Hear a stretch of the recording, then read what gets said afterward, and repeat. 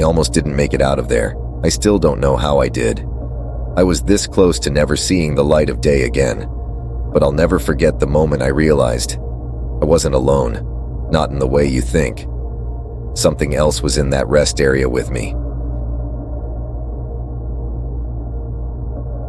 It started with a noise that didn't belong. At first, I thought it was the wind, or maybe just the building settling, but it wasn't. It was something else, something waiting.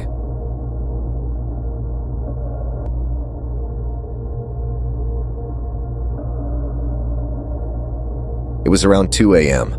I had been driving for hours. The road was endless, and the only thing keeping me awake was the thought of reaching the next town.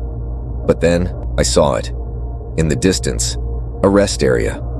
The lights were dim, flickering, like they didn't want to be on.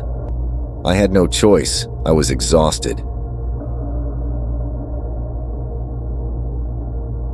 I pulled in. The lot was empty, not a single car.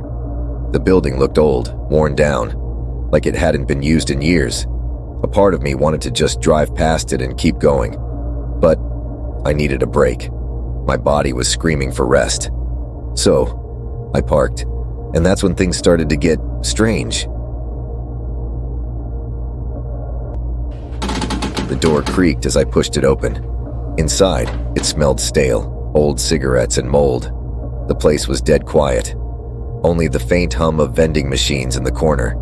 The kind of place you'd expect to find nothing but loneliness and dust.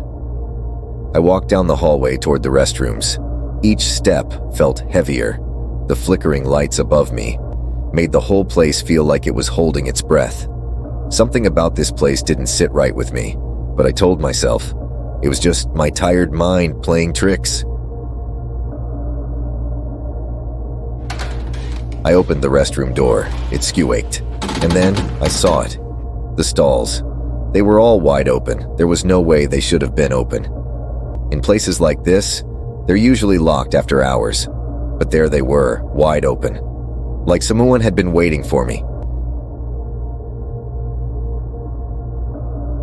I felt a chill. It's just my imagination, I told myself. But then I heard it, a tapping, soft at first. Tap, tap, tap. My heart skipped. My eyes darted around, searching for the source, but there was no one there. Then it came again. Tap, tap, tap. I froze. I could feel it. Something wasn't right. Was it a prank? I looked around again. Still, no one. I started to walk toward one of the stalls. Every step felt like it was getting heavier. The air was thick, almost suffocating.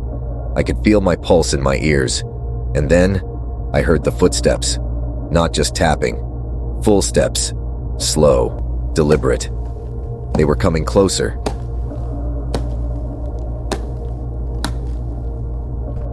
I turned, heart pounding. No one.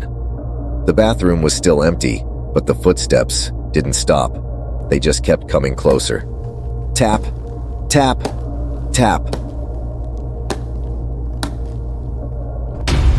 What was it? I could feel the tension in the air, like it was choking me. My hands were trembling. As I tried to turn on my flashlight, when it flickered to life, I spun around. No one, nothing, but the footsteps, still there. Then came the voice, a whisper so faint I could barely hear it. "Leave now," voice said. I whipped around. The bathroom was empty. I was alone. But it felt like something was right behind me. My stomach twisted, and I couldn't breathe. I started backing away, my heart racing, the door just a few feet away. I needed to get out. I had to get out.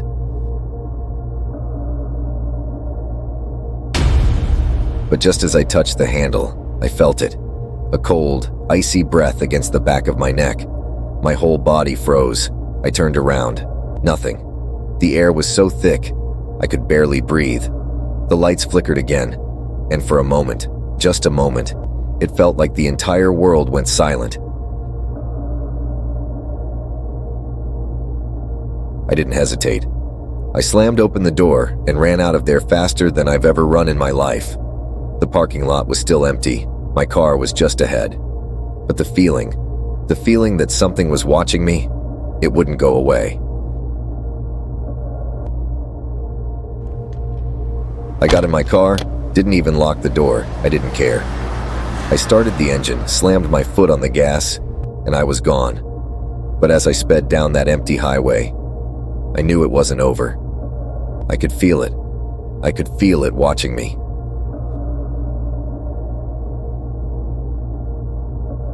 I didn't stop at another rest area that night, or any night since. And every time I drive past one, I can't help but glance at it. I swear, there's something wrong with those places. Something hiding, waiting.